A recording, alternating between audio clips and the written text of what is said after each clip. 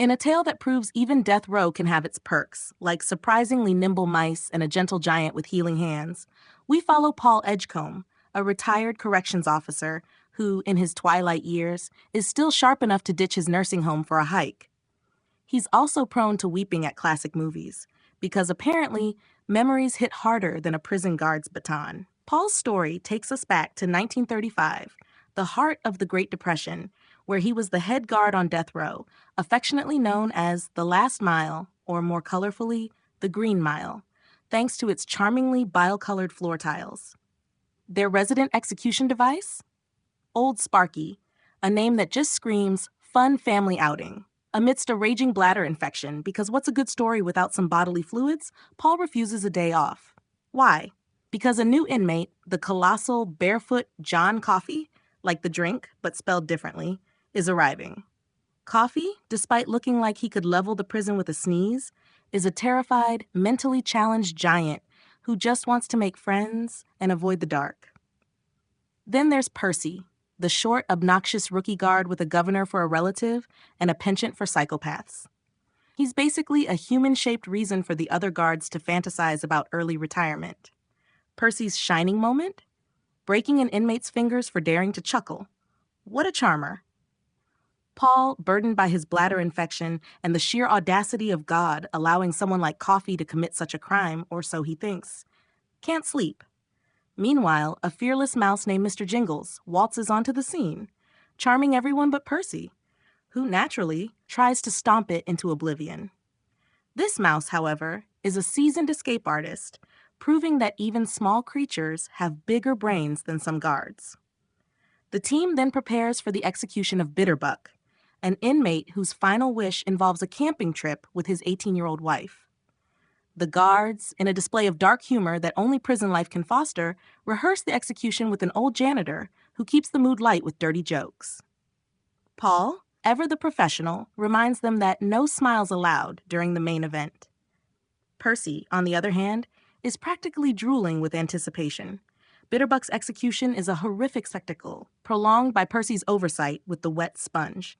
The room fills with screams, and Paul is left questioning everything, while Percy, ever the gentleman, mutters, "So long, Chief, send us a postcard from hell." Classy. The arrival of Wild Bill, a charming individual who murdered 3 people, including a pregnant woman, injects more chaos into the already delightful death row environment. Bill's introduction involves headbutting Percy, choking Dean, and generally proving that some people are just beyond redemption. Paul, in agonizing pain from his infection, experiences a miraculous cure when Coffey, sensing his discomfort, places his giant hand over Paul's groin. The light bulb shatters, black ash billows from Coffey's mouth, and Paul is reborn. Just another day at the office.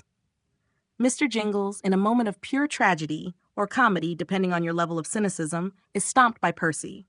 But fear not.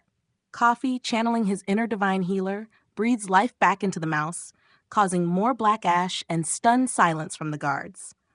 Paul, convinced of Coffey's innocence and extraordinary gift, devises a plan so insane it just might work. Sneak Coffey out of prison to cure the warden's wife, Melinda, of her brain tumor.